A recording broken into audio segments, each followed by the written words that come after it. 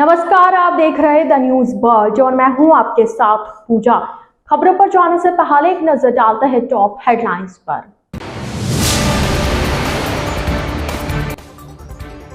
विधानसभा चुनाव प्रत्याशियों की घोषणा के साथ अब शाहमात का खेल शुरू।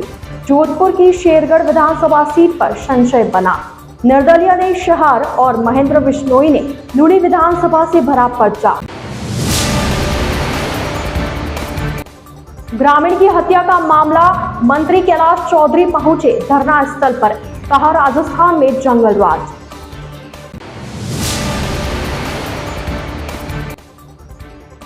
हाईकोर्ट का दिव्यांग को नियुक्ति देने का आदेश।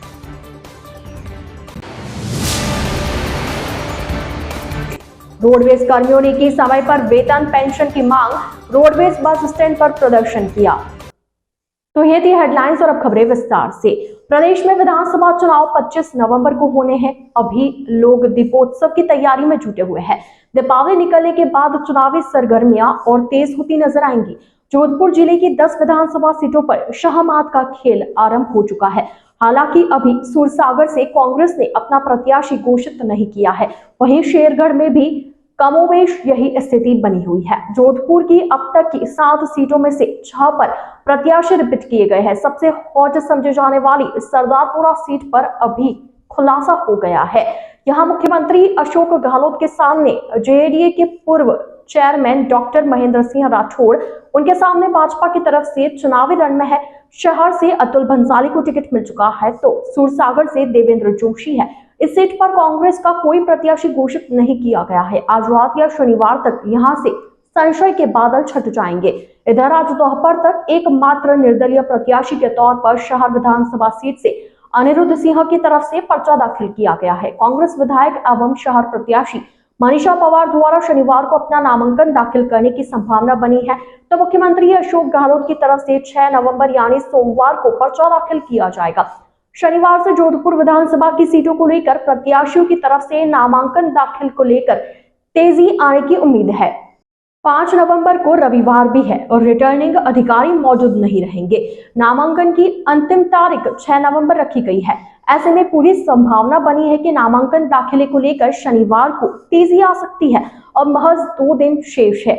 उसके बाद नाम वापसी का दौर भी शुरू हो जाएगा। इधर लूणी विधानसभा क्षेत्र से आज कांग्रेस प्रत्याशी महेंद्र बिश्नोई ने अपना नामांकन एसडीएम कार्यालय में रिटर्निंग अधिकारी के समक्ष पेश किया। नामांकन भरने के उपरांत प्रत्याशी महेंद्र बिश्नोई ने मीडिया से बातचीत में कहा कि वे लूणी क्षेत्र के विकास के लिए प्रतिबद्ध है। उन्होंने गहलोत सरकार के कार्यों की प्रशंसा करते हुए कहा कि इस बार प्रदेश की जनता का मूड सरकार बदलने की परिपाटी और धारणा को बदला जाएगा। प्रदेश में फिर से कांग्रेस की सरकार बनेगी। आज नामांकन दाखिले के समय कई वरिष्ठ कांग्रेसी कार्यकर्ता मौजूद रहे।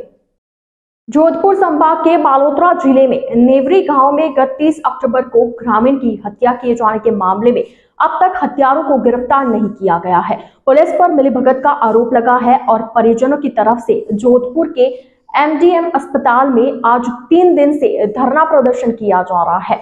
आज धरना प्रदर्शन स्थल पर केंद्रीय मंत्री कैलाश चौधरी पहुंचे।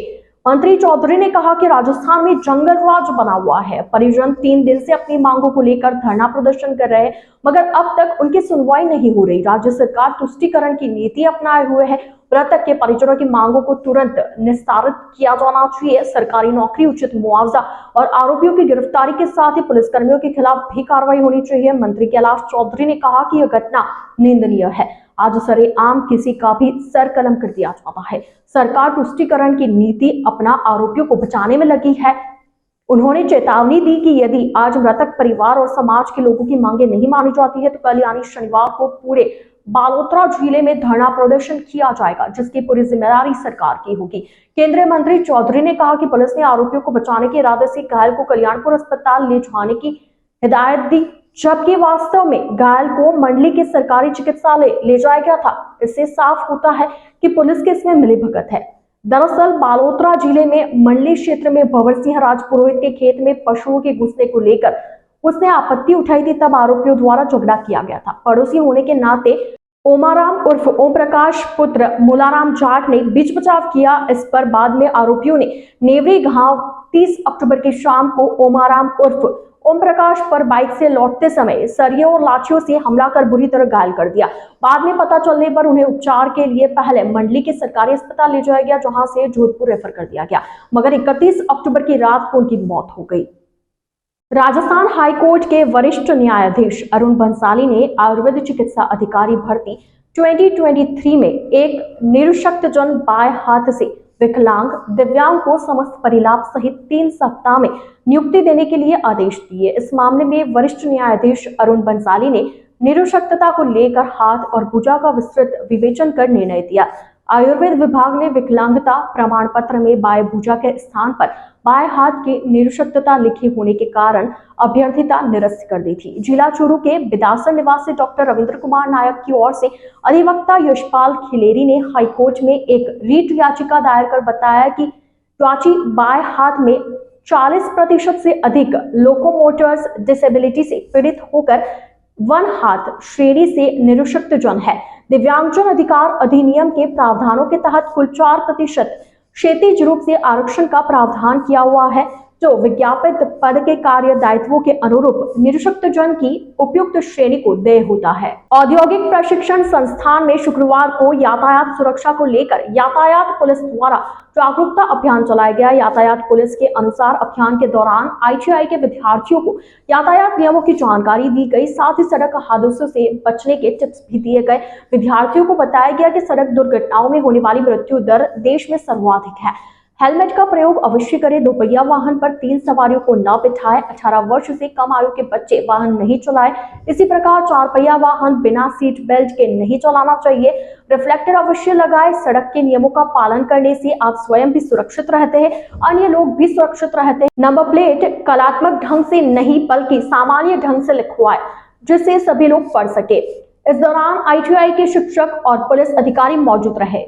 पुलिस कमिश्नरेट जोधपुर की यातायात पुलिस द्वारा यातायात संबंधित जागरूकता के लिए हम इस IT संस्थान में ये कार्यक्रम आयोजित किया गया है। इसमें अच्छी खासी युवाओं की अब गैदरिंग है और ट्रैफिक के रूल्स और इनका पालन करने के लिए उनको हम प्रोत्साहित एवं जागरूक कर रहे हैं और इसके लिए हमारी पुलिस की टीम और IT संस्थान का सहयोग रहा है, तो अच्छी गैदरिंग है। पुष्टिकरण महिला महाविद्यालय में आज वर्ल्ड सैंडविच डे मनाया गया, जो कि अपने आप में एक अनोखा आयोजन था। गृह विज्ञान विभाग की PG और UG की करीब 100 छात्राओं ने इस कार्यक्रम में हिस्सा लिया। महाविद्यालय की शिक्षिका डॉक्टर पूजा राज पुरोहित ने बताया कि आज वर्ल्ड सैंडविच डे मनाया गया, जिसमें छात्राओं की तरफ से विभिन्न प्रकार के sandwich, sprouts, veg paneer, mayonnaise एवं विभिन्न सॉसेस का इस्तेमाल करके ब्रेड तथा वेजिटेबल की रंगोली भी बनाई गई। साथ ही स्टोर्स को ठेले के रूप में खूबसूरत सजाते हुए छात्राओं द्वारा तरह तरह के सैंडविच बनाए गए। उन्होंने बताया कि छात्राओं को dress code black and white दिए गए, साथ ही एप्रन व कैप भी थी।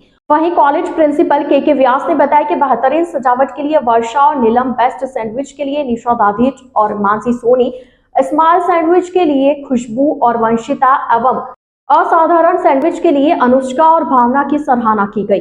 यह आयोजन डॉक्टर पूजा राज पुरोहित के सानिध्य में किया गया। आज अंतर्राष्ट्रीय सैंडविच दिवस है। इसको मनाने के लिए हमारे जो होम साइंस के डिपार्टमेंट के जो हेड है डॉक्टर पूजा राज पुरोहित, उसने मुझे कल बताया था कि इसको हम बच्चों के साथ मनाएंगे और बच्चे जो इस चीज़ से संबंधित अपना जो परफॉर्म कर रहे हैं, जो मैं देख रहा हूँ, बहुत ही अद्भुत है। वास्तव में इनकी ऐसा लग रहा है कि बच्चों में क्रिएटिविटी बहुत ज़्यादा है। अगर उनको मौका मिल जाए, अवसर मिल जाए तो अपनी क्रिएटिविटी को बहुत ज़्यादा अच्छी तरह से प्रदर्शित कर सकते हैं। तो मुझे देख कर बहुत ज़्यादा खुशी हो रही है कि हमारे बच्चे इस प्रकार का जो कार्यक्रम कर रहे हैं और आगे भी मुझे लग रहा है कि बच्चे अधिक उत्साह के साथ इस प्रकार का कार्यक्रम करते रहें। आज जो ये एग्जीबिशन लगी है, ये वर्ल्ड सैंडविच डे हम लोगों ने सेलिब्रेट किया है। इसमें गृह विज्ञान विभाग की करीब 100 छात्राओं ने भाग लिया है। जैसा कि सभी जानते हैं कि जो PG और UG की यहाँ पे जो छात्राएं हैं, उन्होंने बहुत ही खूबसूरत तरीके से सैंडविचेस बनाए हैं और उनको बहुत अच्छे से डिस्प्ले किया है। और जो थीम रखी गई है वो है ठेला। वेंडर्स को प्रमोट करने के लिए भी हमने ये काम किया है, और साथ ही सैंडविच, तो आज वर्ल्ड सैंडविच डे तो है ही, इसमें बच्चों ने, स्टूडेंट्स ने बहुत तरीके के सैंडविचेस बनाए हैं, क्योंकि जैसा कि सभी को पता है कि सैंडविच दो ब्रेड के बीच में कुछ फिलिंग होती है, तो ये फिलिंग इन्होंने कहीं, किसी ने स्प्राउट्स की है, किसी ने पनीर की, किसी ने मेयोनीज, चीज़ और ये सब वेजिटेबल्स, ये सब डालकर डिफरेंट तरीके के सैंडविचेस इन्होंने डिस्प्ले किए हैं। तो आज सभी बच्चे बहुत खुश हैं और बहुत सुंदर एग्जीबिशन इन्होंने डिस्प्ले की है। Thank you. मैंने सैंडविच के कुछ नाम जो ये सैंडविच है आजकल, जैसे मेयोनीज के सैंडविच, इटालियन सैंडविच, अच्छा अब आजकल एक मारवाड़ी सैंडविच भी बनने लगा है जिसमें इन्होंने स्प्राउट्स और चने वगैरह यूज़ किए हैं, जो कि अपना खुद का इजाद है, बच्चों ने खुद ही नए तरीके से उसको मारवाड़ी स्टाइल का नाम दे दिया है। इवन कई लोगों ने तो अपने जोधपुर के मोहल्लों के हिसाब से भी नाम दिए हैं, जहाँ पे मिर्ची बड़े बहुत फेमस हैं शहर में कहीं, तो मूल जी की होटल के आसपास या शायद वहीं पर ही, तो उन्होंने उस मिर्ची बड़े को काट के भी, क्योंकि हम जोधपुरी हैं और ब्रेड के अंदर मिर्ची बड़े डाल के भी हम बहुत अच्छे से उसको खाते हैं, तो बच्चों ने तरह तरह की सैंडविचेस यहाँ पे बनाए हैं। राजस्थान रोडवेज परिवहन निगम से जुड़े कार्मिकों ने आज वेतन और पेंशन को समय पर दिए जाने की मांग को लेकर रोडवेज बस स्टैंड पर प्रदर्शन किया। उन्होंने सरकार से शीघ्र मांगे मानने का अनुरोध किया, अन्यथा आंदोलन को तेज किया जाएगा। रोडवेज केंद्रीय कार्यशाला के नरपत दास ने बताया कि रोडवेज कर्मचारी काफी समय से 1 तारीख को वेतन और पेंशन की मांग करते आ रहे हैं, मगर उनकी मांगों को अनसुना किया जा रहा है। आज रोडवेज के सभी यूनिटों की तरफ से प्रदर्शन किया गया। रोडवेज कर्मचारी चाहते हैं कि निर्माणाधीन कार्यशाला का निर्माण कार्य जल्द पूरा किया जाए, साथ ही निश्चित बस स्टैंड पर यात्रियों के लिए प्रशासन की सुविधाएं उपलब्ध हो ताकि यात्रियों को इनके लिए भटकना नहीं पड़े। उन्होंने कहा कि नई बसों की खरीद का कार्य जल्द से जल्द पूरा किया जाए। हालांकि पहले से बसों की खरीद प्रक्रिया की जा चुकी है, मगर सरकार अब आचार संहिता की बात कर उन्हें लटकाए हुए है।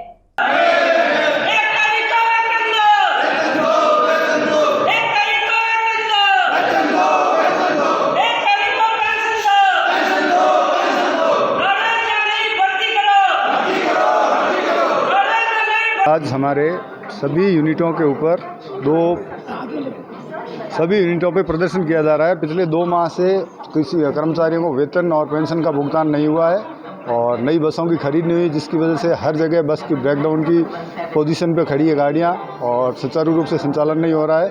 हालांकि जो बसों की खरीद का मामला है तो ये आचार संहिता से पहले का है और बाद में इसको आचार संहिता के नाम से बनाया जा रहा है, लेकिन अभी 2 महीने की वेतन और पेंशन नहीं मिलने की वजह से सभी कर्मचारियों को बुरे हाल है और किसी प्रकार से वो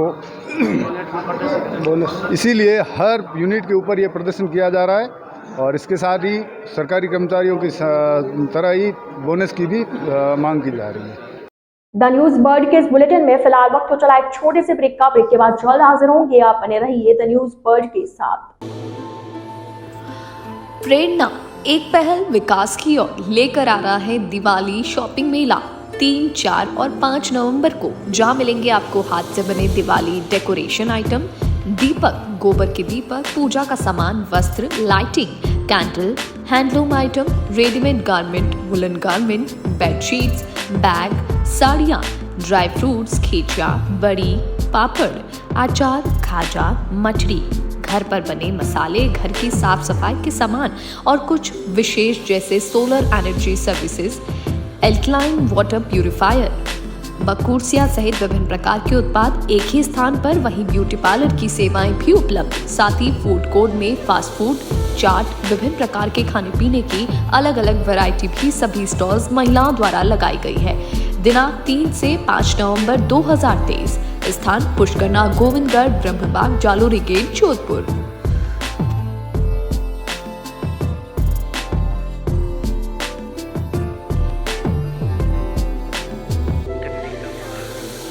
ब्रेक के बाद आपका स्वागत है। नॉर्दर्न रेलवे एम्प्लॉइज यूनियन की तरफ से आज जोधपुर रेलवे स्टेशन पर ओपीएस को लागू करने और रेलवे का निजीकरण रोकने का विरोध करते हुए प्रदर्शन किया गया। कर्मचारियों की तरफ से केंद्र सरकार पर रेलवे निजीकरण को लेकर रोष भी जताया गया। नॉर्दर्न रेलवे एम्प्लॉइज यूनियन के जिला महामंत्री महिपाल सिंह ने बताया कि आज देश भर में रेलवे स्टेशनों के बाहर प्रदर्शन किया जा रहा है। केंद्र सरकार रेलवे का निजीकरण कर रही है, जिससे यात्रियों को भारी असुविधाओं का सामना करना पड़ेगा। रेल यात्रा महंगी होने के साथ ही रेलवे में मिलने वाली हर सुविधा पर इसका असर देखने को मिलेगा। महिपाल सिंह ने कहा कि रेलवे कर्मचारियों की पुरानी पेंशन योजना को लागू किया जाए, जो कि काफी समय से बंद पड़ी है। यदि समय रहते उनकी मांगों को नहीं माना गया तो रेल कर्मचारी बड़े स्तर पर भी आंदोलन कर सकते हैं।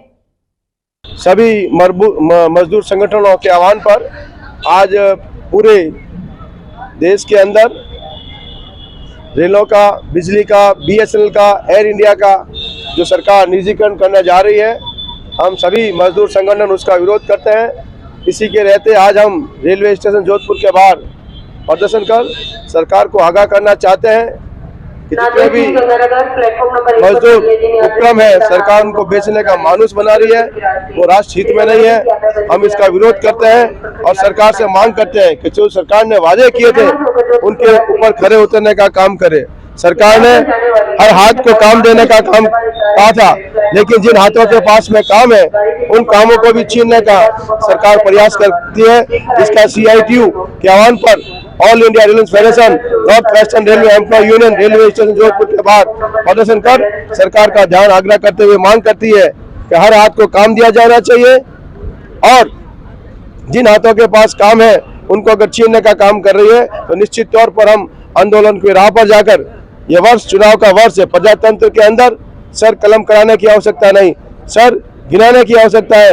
हम तमाम श्रमिक संगठन आने वाले लोकसभा चुनाव के अंदर सरकार की श्रम विरोधी नीति के खिलाफ प्रदर्शन करते हुए हम अपनी ताकत को दिखाने का काम करेंगे। हम सरकार के से पुनः आग्रह करते हैं कि अभी भी समय है, जो रेलों को बेचने का काम किया जा रहा है उसके ऊपर रोक लगाई जाए, बिजली को बेचने का काम किया जा रहा है उसके ऊपर रोक लगाई जाए, BSNL को बेचने का काम किया जा रहा है उसके ऊपर रोक लगाई जाए, एयर इंडिया को बेचने का काम किया जा रहा है उसके ऊपर रोक लगाई जाए और हर हाथ को काम दिया जाए और NPS को समाप्त कर OPS को लागू किया जाए। अन्यथा इस लोकसभा चुनाव के अंदर न केवल केंद्रीय कर्मचारी बल्कि तमाम कर्मचारी मिलकर सरकार को अपनी ताकत दिखाने का काम करेंगे। जो हमारे हितों की रक्षा करेगा, जो हमारे अधिकारों की रक्षा करेगा, उस सरकार को सत्ता में लाने का काम किया जाएगा। और CTU के साथ ही आज निजीकरण को लेकर, NPS को लेकर और निजीकरण को लेकर हमने यहाँ पर पूरे भारतवर्ष के अंदर तमाम श्रमिक संगठनों की उपस्थिति में एक विरोध प्रदर्शन का कार्यक्रम रखा है। मैं तमाम साथियों को धन्यवाद देना चाहता हूँ जिन्होंने अपना कीमती समय निकालकर अपने ही मांगों के लिए, अपने ही देश हित के लिए और एकजुट होकर यहाँ पर एकत्रित हुए। और मैं आपको इस मंच के माध्यम से मीडिया को भी धन्यवाद देना चाहता हूँ कि समय समय पर हमारी जो NPS के खिलाफ जो लड़ाई चल रही है, निजीकरण के खिलाफ लड़ाई चल रही है, उसमें समय समय पर आपने प्रसारित किया। आज हम सभी लोग north western employ railway union और CITU के लोग रेलवे स्टेशन इस बात के लिए इकट्ठा हुए हैं। हमारा अखिल भारतीय कोल आज पूरे देश के अंदर विभिन्न रेलवे स्टेशनों पे लोग रेलवे के निजीकरण के खिलाफ बोल रहे हैं। जैसा कि आप लोग जानते हैं कि केंद्र की सरकार लगातार रेल का निजीकरण कर रही है। रेल जो कि जनता की संपत्ति है, जो कि जनता ने बनाई है, उसको सरकार बेचने का काम कर रही है। रेल यदि महंगी है तो उससे आम जनता को बहुत दिक्कतें आने वाली, आम जनता का सफर महंगा होगा और इसके खिलाफ पूरी जनता और तमाम जो मजदूर संगठन है, जो यूनियन है, वो उसके खिलाफ है। और आज हम प्रदर्शन कर रहे हैं। आने वाले समय में सरकार ने यदि हमारी मांगों को नहीं सुना, नहीं माना तो ताकत के साथ लड़ाई मजबूत करेंगे। सड़कें बाहर भी और जब संसद के अंदर जाने के पहले वहाँ भी मताधिकार का जो है कर्मचारी और सारी जनता अपना प्रयोग करेगी। महिपाल सिंह, जिला महामंत्री सिटी। शहर के Lachoo college science and technology centre पर आज कई प्रतियोगिताओं का आयोजन शुरू हुआ। इसमें विद्यार्थियों द्वारा बढ़ चढ़कर हिस्सा लिया गया। कॉमर्स विभाग के छात्र छात्राओं की तरफ से एडमिट का आयोजन करने के साथ अपना प्रेजेंटेशन दिया गया।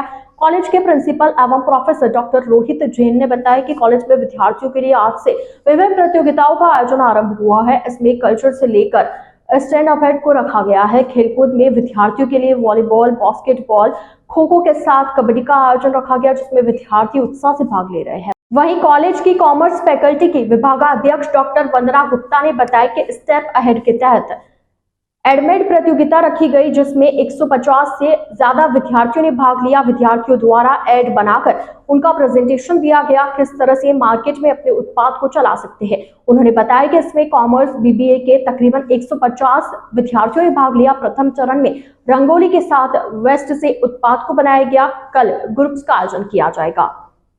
अभी आज हमारे महाविद्यालय में कई तरीके के प्रोग्रामों का आयोजन किया जा रहा है, जिसमें कल्चरल एक्टिविटीज़ भी हैं, स्पोर्ट्स एक्टिविटीज़ भी हैं, जिनमें सभी कॉलेज के विद्यार्थी बड़े बढ़ चढ़ कर हिस्सा ले रहे हैं। स्पोर्ट्स के अंदर हम लोगों ने वॉलीबॉल, बास्केटबॉल, खो खो, कबड्डी, इस तरीके के गेम्स को रखा है। और कल्चरल एक्टिविटीज़ के अंदर मैनेजमेंट के फंक्शन जैसे कि स्टेप अहेड फंक्शन, जिसके अंदर विभिन्न प्रतियोगिताओं का आयोजन किया जा रहा है। आपका परिचय? मैं Rohit Jain, principal Lachu memorial college of science and technology, Jodhpur.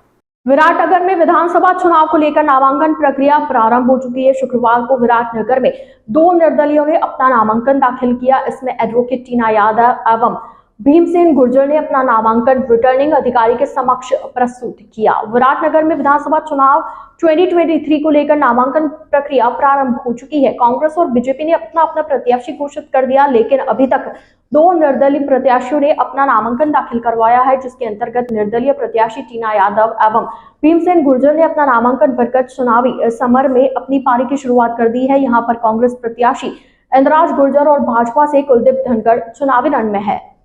Udaipur जिले के वल्लभनगर की बहुचर्चित विधानसभा चुनाव को लेकर आज चुनावी माहौल देखने को मिला। कांग्रेस प्रत्याशी प्रीति गजेंद्र सिंह शक्तावत ने अपना नामांकन रिटर्निंग अधिकारी के समक्ष पेश किया। रिटर्निंग अधिकारी हुक्म कुंवर ने उनका आवेदन स्वीकार किया। नामांकन के बाद कांग्रेस प्रत्याशी की तरफ से आम सभा को दशहरा चौक में संबोधित किया गया। इस आम सभा में कांग्रेसी कार्यकर्ता शामिल रहे। और वल्लभनगर विधानसभा परिवार का मुझे 2 साल पहले भी भरपूर आशीर्वाद मिला है और पूरा विश्वास है आने वाले समय में भी विधानसभा परिवार का आशीर्वाद मेरे साथ रहेगा और आप सबका भी सहयोग बना रहे। धन्यवाद। कितना जीत को लेकर कितना आश्वस्त हैं आप? निश्चित रूप से वल्लभनगर विधानसभा और राजस्थान में कांग्रेस पार्टी ही। मैडम, कितना मार्जिन देखते हैं? सर, मार्जिन आप वल्लभनगर विधानसभा परिवार पे छोड़ दीजिए, जीत निश्चित है। राजस्थान में भी कांग्रेस की सरकार बन रही है और विधानसभा से भी कांग्रेस का विधायक है। पहले आपका चतुष्कोणीय मुकाबला था, अब की बात त्रिकोणीय होने जा रहा है। किस नजरिए से देखते हैं? हम अपने कार्य को और अपने कर्मों को देखते हैं और क्षेत्र में विकास और काम कर रहे हैं, जनता के बीच में है। दाएं बाएं कौन खड़ा है, कोई मुकाबला नहीं है, उधर देखा भी नहीं। प्रदेश कांग्रेस कमेटी के प्रदेशाध्यक्ष गोविंद सिंह डोटासरा ने कहा कि एक बार फिर से राजस्थान में कांग्रेस रिपीट हो रही है। केंद्र की मोदी सरकार ने जो वादे किए वह पूरे नहीं किए। मोदी, बीजेपी और आरएसएस कितना भी जोर लगा दे, मगर इस बार राजस्थान में सरकार नहीं बना पाएंगे।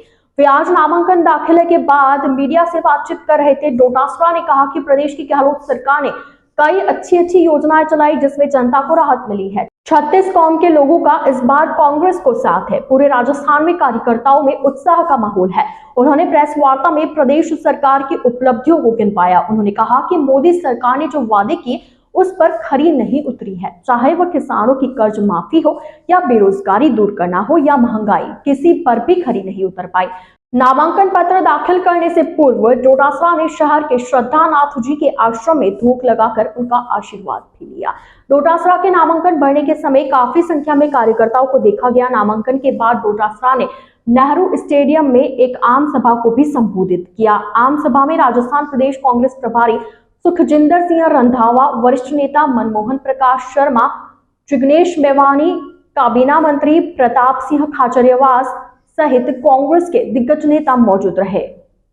नेशनल कांग्रेस ने मुझे लक्ष्मणगढ़ से 4थी बार प्रत्याशी बनाया। 2023 के जो इलेक्शन है उसमें मुझे प्रत्याशी बनाया। आज मैंने 4 लोगों के साथ में, मेरे दोनों प्रधान, चेयरमैन और वाइस चेयरमैन और चेयरमैन के साथ थोड़ा पीछे फॉर्म भरा है और अब हम लोग जनसभा करेंगे। जो नामांकन के बाद में हर वर्ष हम लोग हर 5 साल बाद में करते हैं, जब नामांकन करते हैं। पूरे राजस्थान में एक ऐसा शानदार माहौल है कि सरकार ने बहुत अच्छा काम किया 5 साल तक और कार्यकर्ता सब खुश हैं। कोरोना मैनेजमेंट ले लीजिए, विकास का काम ले लीजिए, बजट की बात ले लीजिए, किसान के लिए ले लीजिए, शिक्षा के क्षेत्र में ले लीजिए, चिकित्सा के क्षेत्र में ले लीजिए, सब क्षेत्रों में 36 हुकूमों को साथ लेकर के ऐतिहासिक फ्लेक्सिबल योजनाएं दी हैं। बहुत अच्छे काम हुए हैं। लोगों में एक उत्साह है कि हम इस सरकार को पुनः रिपीट करें। एक परिपाटी जो बन गई थी, एक बार कांग्रेस एक बार बीजेपी, उसको तोड़ने के लिए लोगों में बहुत ज़बरदस्त उत्साह और उमंग है। मैं समझता हूं कि आपको ये नज़ारा अभी जब हम नेहरू स्टेडियम में चलेंगे तो आपको देखने को मिलेगा। और मैं कह सकता हूं कि मोदी जी और मोदी जी की सरकार, भारतीय जनता पार्टी और आरएसएस चाहे कितना भी जोर लगा लें, राजस्थान में कांग्रेस की सरकार रिपीट होगी, क्योंकि लगभग 10 साल हो गए 2 टर्म के बाद में मोदी जी ने जो वादे किए थे, भाजपा ने जो वादे किए थे, वो एक भी वादा नहीं पूरा हुआ।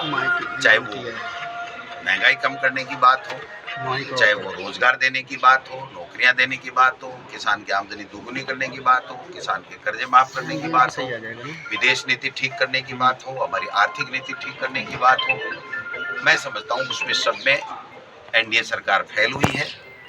और लोगों में एक आम चर्चा है कि जो मोदी जी कांग्रेस से 70 साल का हिसाब मांग रहे थे, वो 9 साल का हिसाब भी आज की तारीख में नहीं। रामगढ़ कस्बे में ओड समाज की तरफ से भागीरथ धर्मशाला में एक बैठक का आयोजन किया गया। इसमें सैकड़ों की संख्या में समाज के लोगों ने भाग लिया।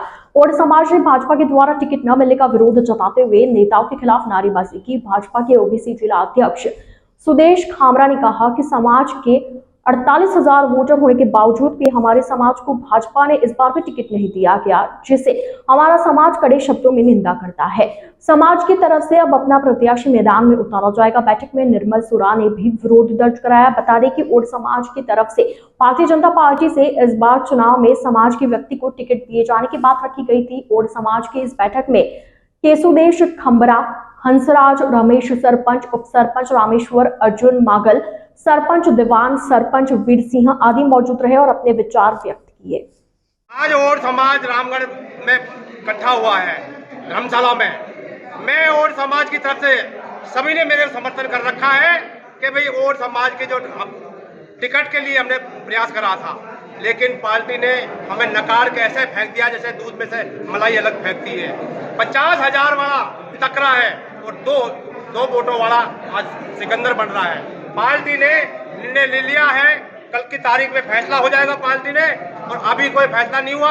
आज हम सब विरोध कर रहे हैं, कल की तारीख में हमारा समाज एकजुट होकर पार्टी का जो निर्णय करेगा, पार्टी ने समाज ने तय कर दिया इस बात का, प्रत्याशी उतारेगा, भारी मतों से जीत के आएगा। रामगढ़ में हमको पार्टी ने टिकट नहीं दिया, कोई बात नहीं, मत दे, उन्हें अपनी मनमानी करिए, करने दो जितनी कर रहे, लेकिन और समाज में इतना रोष है, इतना भारी है कि कल की तारीख में दिखा देंगे कि रामगढ़ में से जो आने वाले टाइम पे इनकी जमानत जब्त होंगी। मैं कह रहा हूँ इस दावे से सबकी तरफ से जो बोल रहे हैं कि आने वाले टाइम पे जमानत जब्त होगी।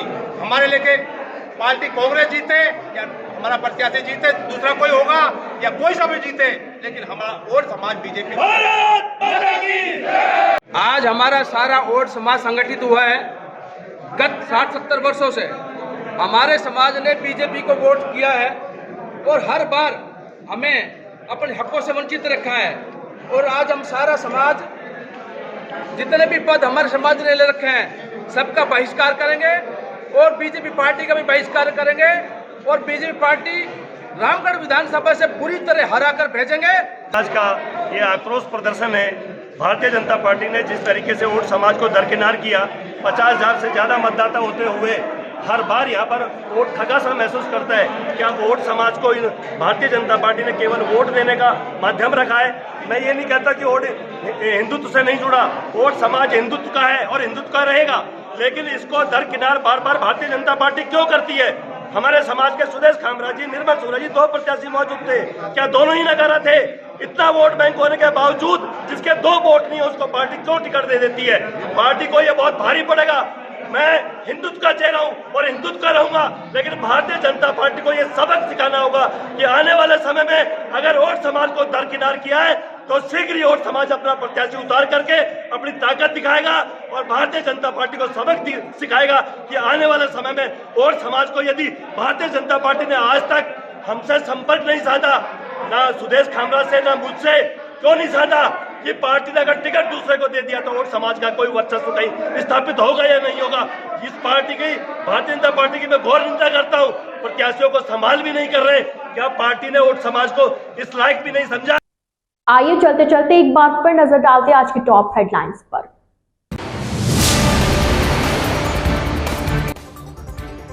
विधानसभा चुनाव प्रत्याशियों की घोषणा के साथ अब शाहमात का खेल शुरू। जोधपुर की शेरगढ़ विधानसभा सीट पर संशय बना। निर्दलीय ने शहर और महेंद्र बिश्नोई ने लुणी विधानसभा से भरा पर्चा। ग्रामीण की हत्या का मामला, मंत्री कैलाश चौधरी पहुंचे धरना स्थल पर, कहा राजस्थान में जंगल राज।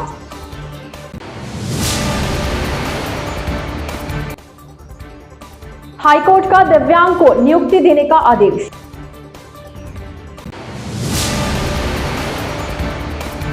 रोडवेज कर्मियों ने की समय पर वेतन पेंशन की मांग, रोडवेज बस स्टैंड पर प्रदर्शन किया। तो आज के इस बुलेटिन में फिलहाल के लिए इतना ही। अब दीजिए इजाजत पूजा को और आप बने रहिए द न्यूज वर्ल्ड के साथ। नमस्कार।